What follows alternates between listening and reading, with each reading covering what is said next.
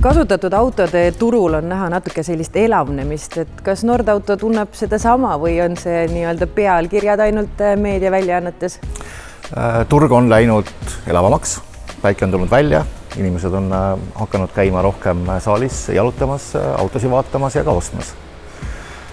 On tekkinud selline suurem huvi elektriautode vastu, hübriidide vastu ja see tõenäoliselt tingitud natukese kõrgenenud kütusehindadest.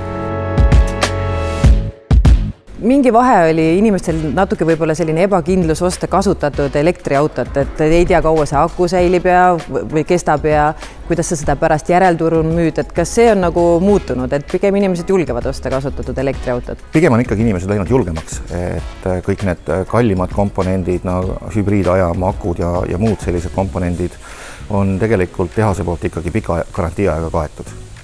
Ja ei tohiks nagu nendega muret olla ja üldjuhul ei olegi nendega muret. Kuidas ülalpidamiskulud siis tegelikult on võrreldes sisepõlemismootoriga?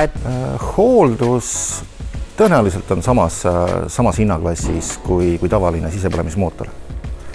Aga selle eest kokkuhoid tuleb siis igapäevases kasutamises, et kui ikkagi linna vahel saad elektriga põristada, siis sealt see kokkuhoid tuleb.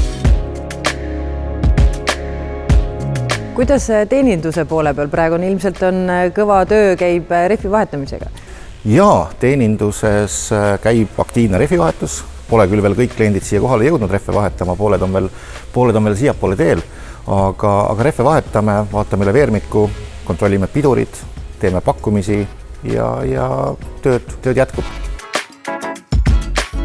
Kes veel kaalub endale uut autot osta, siis tuleks tulla Nordautosse vaatamis. Ma saan aru, et siin on kõik autod kontrollitud.